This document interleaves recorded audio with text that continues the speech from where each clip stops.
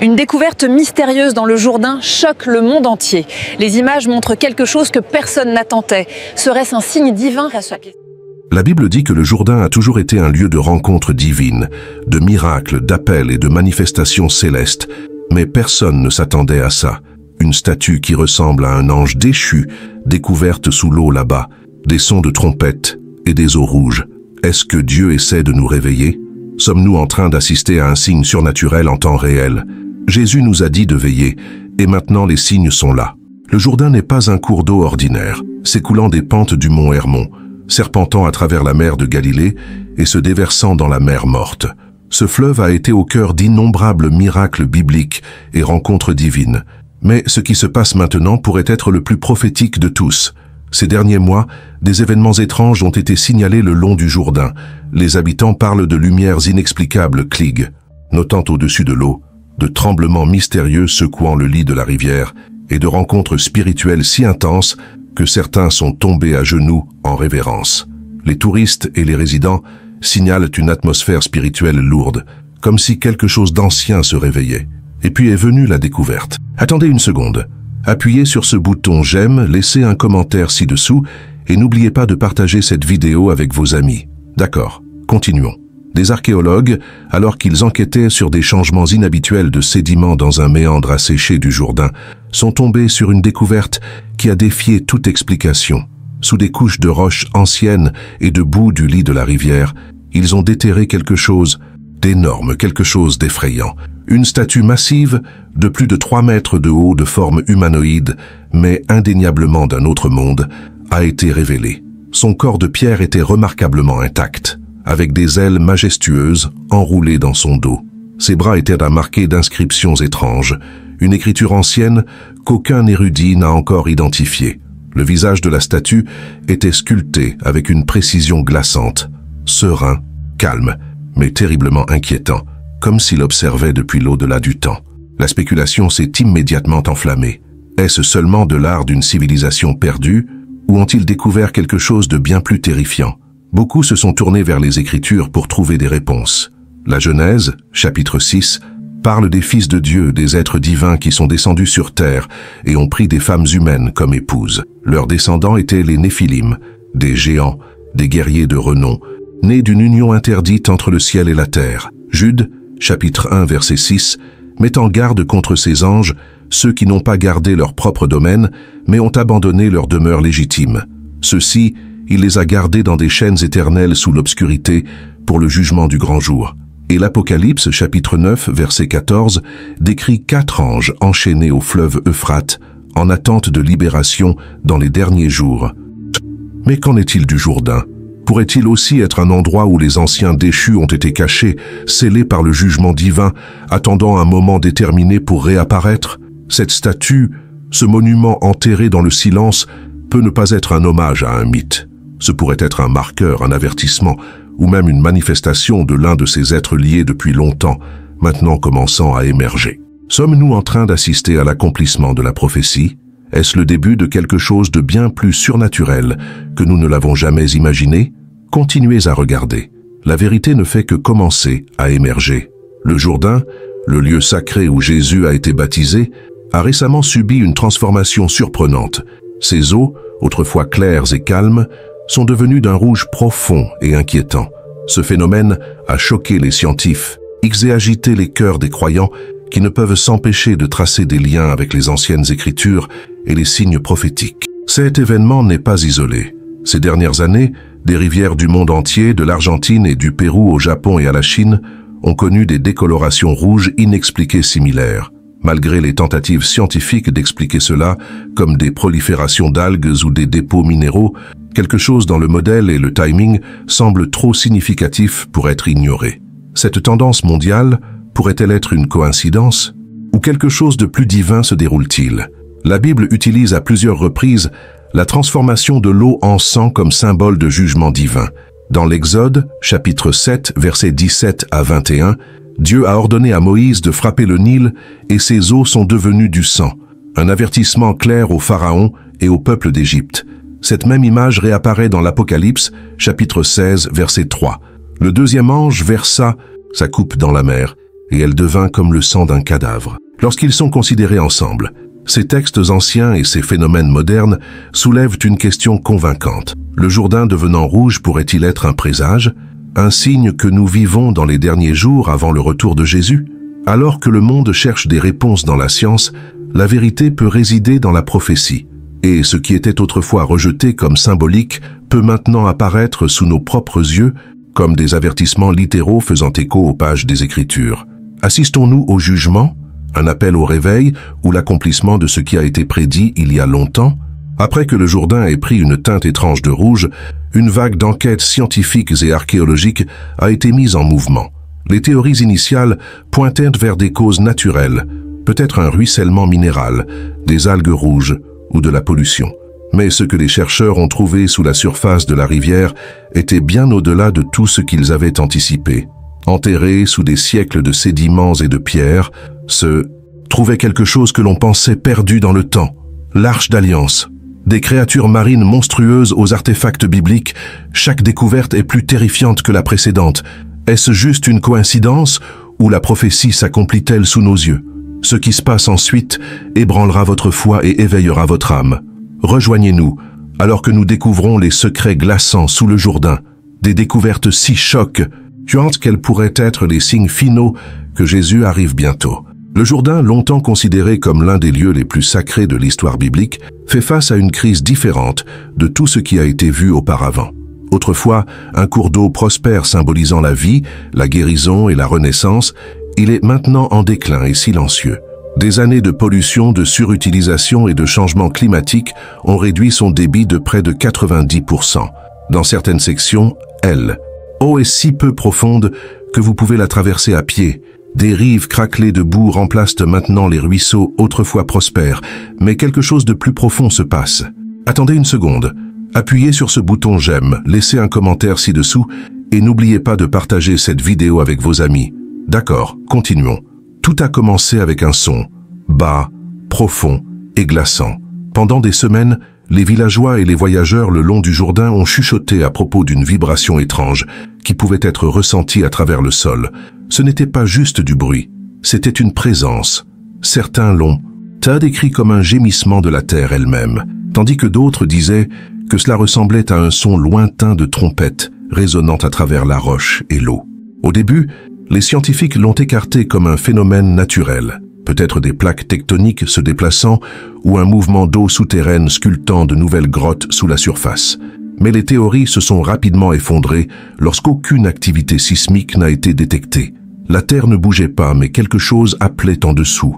Certains ont commencé à l'appeler le cri de la terre. D'autres croyaient que c'était quelque chose de beaucoup plus spirituel, un avertissement divin ou un réveil démoniaque sous la rivière sacrée. Cela pourrait-il être lié à l'Apocalypse chapitre 6, où l'ouverture du 6e sceau déclenche de grands tremblements de terre, des perturbations cosmiques et des phénomènes inexpliqués qui signalent le jugement à venir. La Bible nous dit qu'avant le retour du Christ, le monde tremblera, le ciel s'assombrira, la terre tremblera, et des signes étranges apparaîtront à la fois dans le ciel et sur la terre. Et en entendant ce son inquiétant sous le Jourdain, nous sommes rappelés de Romains chapitre 8, verset 22, où il est dit « Toute la création gémit comme dans les douleurs de l'enfantement, aspirant à la rédemption. » Cette vibration étrange pourrait-elle faire partie de ce gémissement divin?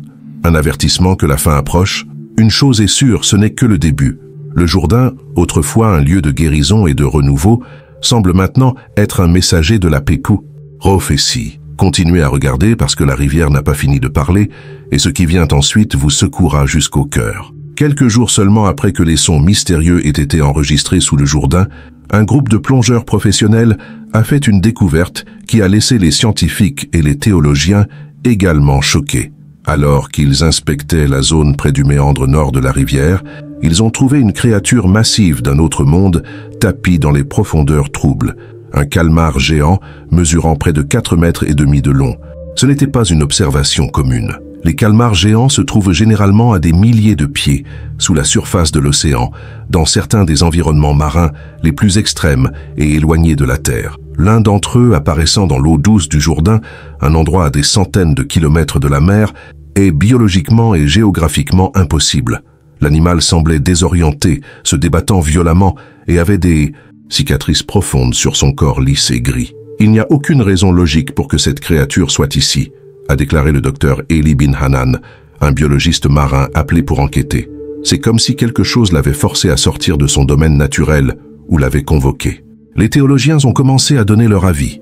Certains ont pointé vers Ésaïe, chapitre 27, verset 1, qui parle du Seigneur tuant le Léviathan, le serpent tortueux, le dragon dans la mer. D'autres ont fait référence à l'Apocalypse, chapitre 13, où une bête monte de la mer terrorisant les nations. Cela pourrait-il être une manifestation symbolique ou même littérale d'une telle prophétie? Où la nature réagit-elle violemment, manifeux? Sont des signes de jugement en réponse à la rébellion croissante de l'humanité et à l'effondrement moral. Tout au long des Écritures, les bêtes servent souvent de héros de l'intervention divine.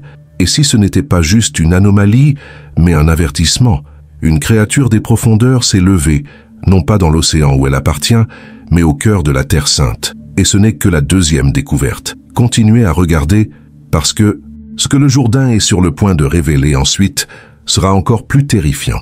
Dans la même section du Jourdain, où le calmar géant a été découvert, un autre artefact encore plus mystérieux a émergé.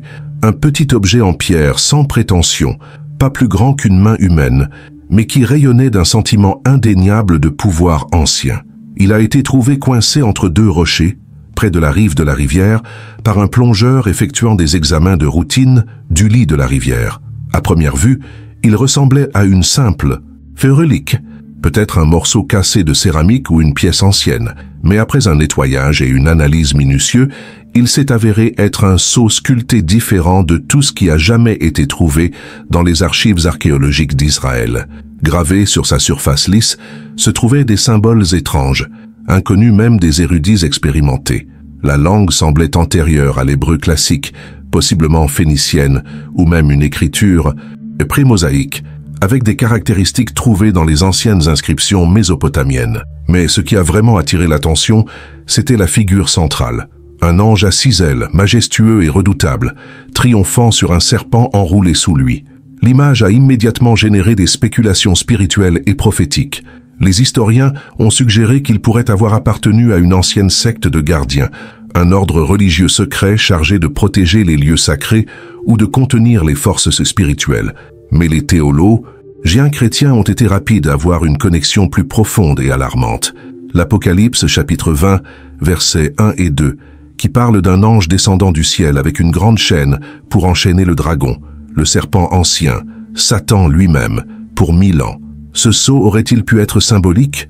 Ou était-ce quelque chose de littéral, une clé spirituelle utilisée pour contenir le pouvoir démoniaque? Et la question la plus urgente, pourquoi a-t-il été découvert maintenant, après des milliers d'années cachées sous le Jourdain? Dieu révèle-t-il un changement dans le royaume spirituel, une libération ou un avertissement? Ne partez pas. Ce qui sera découvert ensuite changera tout. À quelques kilomètres en aval des découvertes précédentes, le recul implacable du Jourdain a révélé quelque chose de massif et d'ancien. Alors que les fissures s'élargissaient dans le lit de la rivière et que les sédiments cédaient, une équipe de géologues a découvert un vaste squelette fossilisé encastré dans la boue durcie, comme un message du passé. Au début, les scientifiques ont cru qu'il s'agissait des restes d'un dinosaure préhistorique, mais en brossant soigneusement les couches de sédiments, ils ont réalisé que cette créature ne correspondait à aucune espèce connue. Ses proportions étaient alarmantes. Elle avait des membres allongés, une crête irrégulière le long de sa colonne vertébrale et une mâchoire pleine de rangées de dents. Bien plus que pour un herbivore ou un prédateur standard.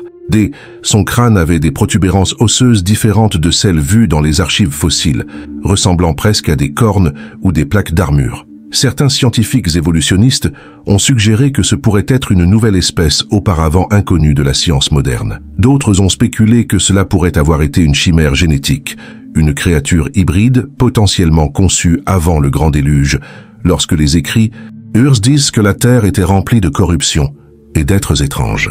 Cette découverte étonnante a immédiatement attiré des comparaisons avec la Genèse, chapitre 6, verset 4, qui décrit les jours de Noé. Les Néphilim étaient sur la terre en ces jours-là, et aussi après, lorsque les fils de Dieu sont allés vers les filles des humains et ont eu des enfants avec elles.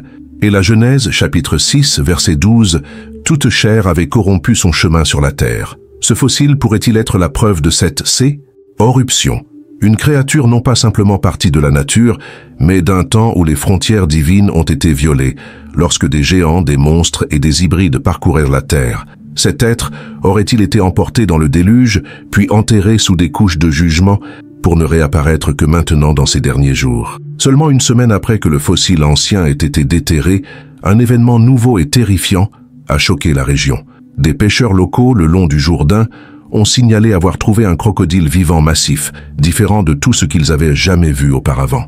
Selon les témoins oculaires, la créature mesurait au moins 7,5 mètres de long, avec un corps si large et épais qu'il ressemblait plus à une bête préhistorique qu'à un reptile moderne. Sa peau était couverte d'écailles blindées profondes, ressemblant à de la pierre ancienne ou du métal durci, chacune gravée de motifs qui semblaient non naturels, presque symboliques. Mais la caractéristique la plus troublante était ses yeux rouges brillants, que les témoins ont décrits comme brûlants comme du feu dans la nuit. Certains affirment qu'au clair de lune, le corps de la créature scintillait légèrement, comme s'il rayonnait d'une énergie qui n'était pas de ce monde. Lorsque les autorités sont arrivées, elles ont écarté les rapports comme une exagération.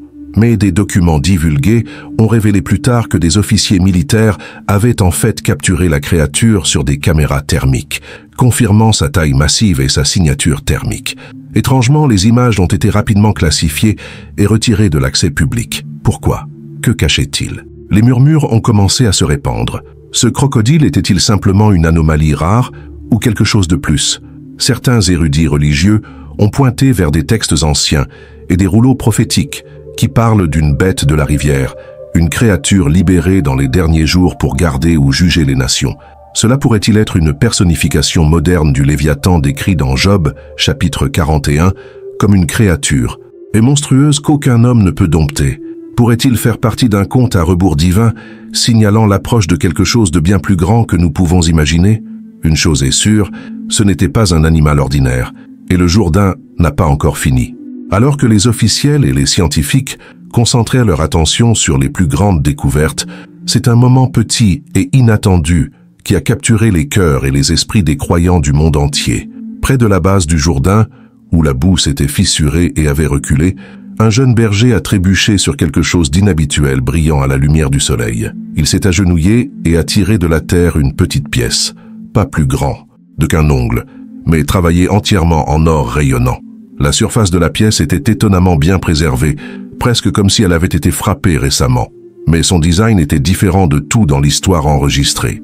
Un côté présentait le visage d'une figure rayonnante, entourée de 7 rayons de lumière, chaque rayon gravé d'un symbole différent, dont aucun ne correspondait à des langues ou des alphabets connus.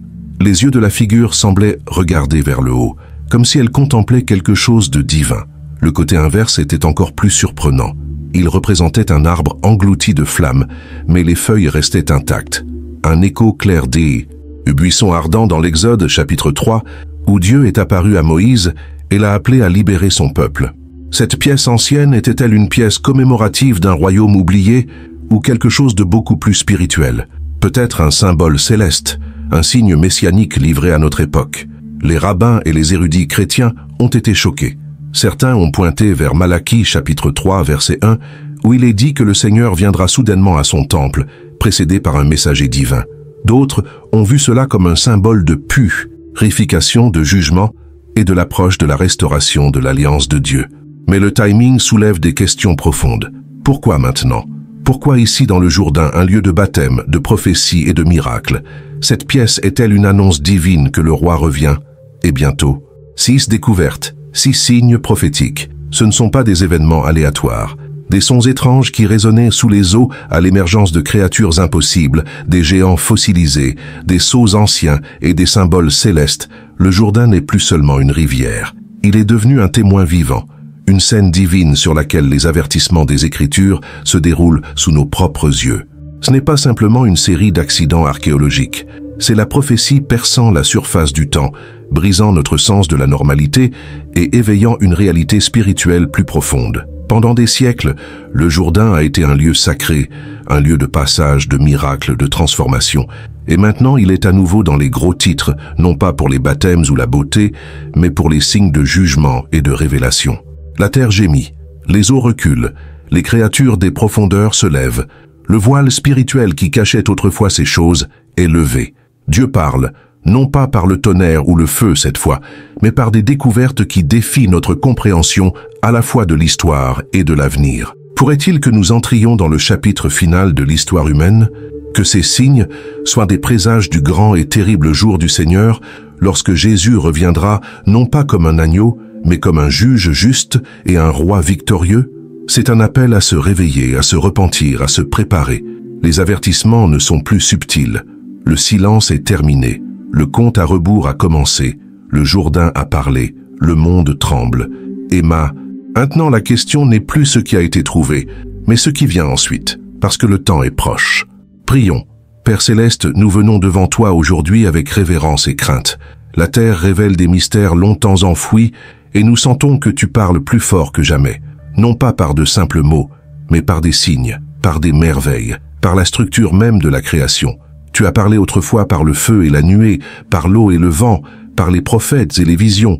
Et maintenant, Seigneur, tu parles par le tremblement de la terre et la découverte de secrets. Ouvre nos yeux, ô Dieu. Ne nous laisse pas être comme ceux au jour de Noé, mangeant, buvant et poursuivant la vie, inconscients du déluge de jugement qui approchait. Réveille-nous de notre sommeil, agite nos cœurs. Que ces découvertes ne nous effraient pas au silence, mais allument en nous une passion plus profonde de te chercher, de te connaître et d'avertir les autres. Seigneur, aide-nous à être prêts, qu'à pas effrayés, mais fidèles. Que nous revêtions toute l'armure de Dieu, restant fermes dans la vérité, fondés dans l'amour et ancrés dans ta parole. Que nous marchions dans la justice, même alors que le monde s'assombrit. Que nous soyons vigilants, remplis de prières et obéissants, sachant que notre rédemption approche. Pardonne-nous, Seigneur, pour nos distractions, nos doutes et notre désobéissance. Rapproche-nous de toi. Utilise ces signes, non, pas comme motif de désespoir, mais comme un appel au repentir, au réveil et à la restauration. Fortifie ton Église, protège les cœurs de tes enfants, et que nous proclamions courageusement « Jésus arrive bientôt ». Préparez le chemin du Seigneur. Nous demandons ceci au nom puissant, inégalé et saint de notre Roi qui revient, Jésus-Christ. Amen. Les découvertes dans le Jourdain ne sont pas aléatoires. Ce ne sont pas des coïncidences. Elles sont un compte à rebours divin, un dernier son de trompette pour réveiller un monde qui s'est endormi. Pendant des siècles, le Jourdain a été un lieu de renouveau spirituel, un point sacré de passage, un lieu de guérison et de baptême, un symbole de libération et de promesse. Mais maintenant, en s'asséchant et en exposant des secrets cachés pendant des milliers d'années, il est devenu un porte-parole de la prophétie. La Bible nous a averti que ce temps viendrait. Dans Luc chapitre 21, versets 25 et 26, Jésus a dit « Il y aura des signes dans le soleil, la lune et les étoiles. Sur la terre, les nations seront dans l'angoisse et la perplexité. Les gens s'évanouiront de terreur appréhendant ce qui vient sur le monde.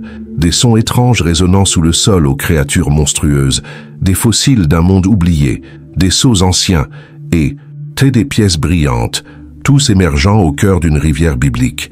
Ce ne sont pas des événements communs, ce sont des accomplissements, ce sont des avertissements. Dans Ésaïe chapitre 24, il nous est dit que la terre chancellera comme un ivrogne et ses fondations seront ébranlées. Dans l'Apocalypse, nous sommes avertis de bêtes qui se lèvent des profondeurs et de jugements étant versés comme des coupes sur la terre. Les rivières s'assécheront, les nations s'enflammeront. Le monde sera divisé entre ceux qui voient les signes et ceux qui choisissent de les ignorer. Jésus a averti que son retour serait soudain, comme un voleur dans la nuit, prenant beaucoup au dépourvu. Il nous a dit de rester éveillés, de veiller, d'être prêts. Pourtant, beaucoup aujourd'hui sont bercés pour dormir par le confort, consumés par le divertissement, obsédés par la politique et distraits par le bruit du monde. Mais maintenant, le Jourdain, une rivière qui portait autrefois les pas même du Christ, crie. Il a révélé ce qui était caché. Il témoigne de ce qui est à venir et ce qu'il révèle est clair. Le temps s'épuise. Ces signes ne sont pas pour nous divertir. Ce ne sont pas seulement des mystères pour les gros titres ou le contenu viral. Ce sont des invitations au repentir. Ce sont des convocations à la sainteté. C'est la voix du ciel disant « Préparez le chemin du Seigneur ». Alors nous devons nous demander « Sommes-nous prêts? Écoutons-nous? Ou dormons-nous encore à l'heure où l'époux est en chemin ?» Dieu n'est pas silencieux. La création n'est pas silencieuse. Le Jourdain a parlé. Et maintenant, le roi arrive. Non pas comme un bébé dans une crèche, mais comme le lion de la tribu de Juda le juge juste, l'époux qui revient. Le temps des signes s'est arrivé. Le temps des décisions est maintenant. Demain n'est pas promis. Le roi arrive. Serez-vous prêt à le rencontrer? Pendant une grande partie de ma vie, j'ai essayé de comprendre qui est Dieu et ce qu'il veut de nous.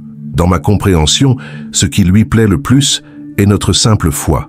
Au commencement, Dieu a créé les cieux et la terre, les parlant à l'existence. Le monde que nous voyons manifester autour de nous consiste en matière et en énergie. En fait, la branche de la science concernée par la nature et les propriétés de la matière et de l'énergie s'appelle la physique. Nos 5 sens peuvent sentir et voir les résultats de l'existence d'un monde physique.